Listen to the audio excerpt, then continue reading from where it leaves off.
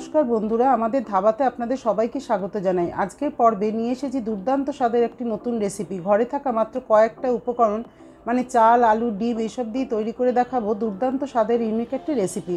অনেক সময় হয় রান্নাবান্না করতে ইচ্ছা হয় না বা তাড়াহুড়ো থাকে, সেই সময় কিন্তু আপনারা দুপুরের খাওয়ার সময় বা রাতের ডিনারে এই রেসিপিটি তৈরি করতে পারেন। তৈরি করা খুবই সহজ আর খেতেও দুর্দান্ত হয়। বন্ধুরা, আমাদের চ্যানেলটি যদি সাবস্ক্রাইব করা না থাকে তাহলে চ্যানেলটি সাবস্ক্রাইব করার অনুরোধ রইল।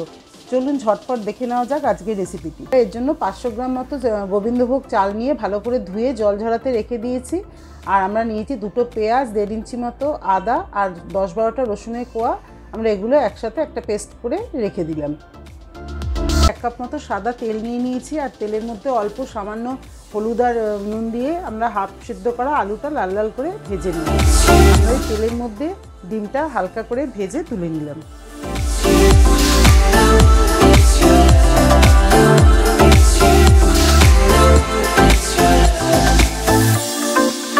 এখন এই তেলের মধ্যে 1 চামচ ঘি দিয়ে দিলাম আর কিছু গরম মশলা ফোড়নে দিয়ে দিলাম। 2টো দারচিনি স্টিক দিয়েছি, 4-5টা এলাচ একটু ফাটিয়ে দিয়ে দিলাম আর 5টার মতো লবঙ্গ দিয়ে দিয়েছি আর 2টো তেজপাতাও দিয়ে দিলাম ফোড়নের মধ্যে।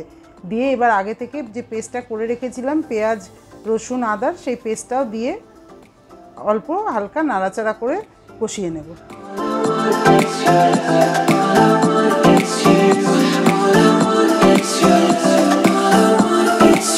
আমাদের মশলাটা কষানো হয়ে গেছে। এখন আমরা এর মধ্যে 1 চামচ মতো কাশ্মীরি লঙ্কার গুঁড়ো আর হাফ চামচ হলুদ দিয়ে আরও 1 মিনিট আমরা কষিয়ে নেব।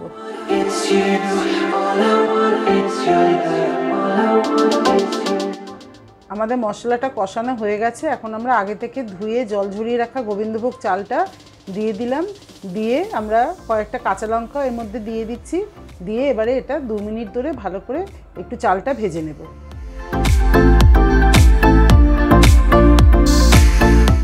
আমাদের চালটা ভালো করে কষানো হয়ে গেছে। এখন আমরা যেহেতু 500 গ্রাম চাল নিয়ে নিয়েছিলাম, এই জন্য 1 লিটার গরম জল আমরা দিয়ে দিলাম।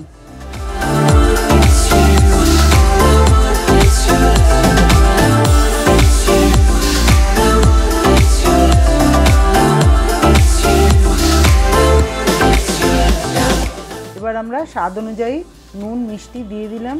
দিয়ে অল্প নেড়েচেড়ে নিয়ে তারপরে আমরা আগে থেকে ভেজে রাখা আলুটা দিয়ে দেব।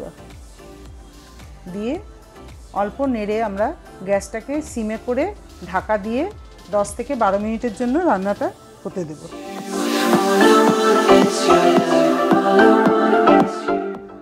10 মিনিট বাদে ফিরে আসলাম। আমাদের রান্নাটা প্রায় 80% হয়ে গেছে। এখন আমরা আগে থেকে ভেজে রাখা ডিমগুলো দিয়ে দিলাম আর 1 চামচ ঘি আর 1 চামচ গরম মশলা উপর থেকে ছড়িয়ে দিয়ে আঁচটা একদম সিমে করে আবার আমরা 5 মিনিটের জন্য রান্নাটা হতে দেব।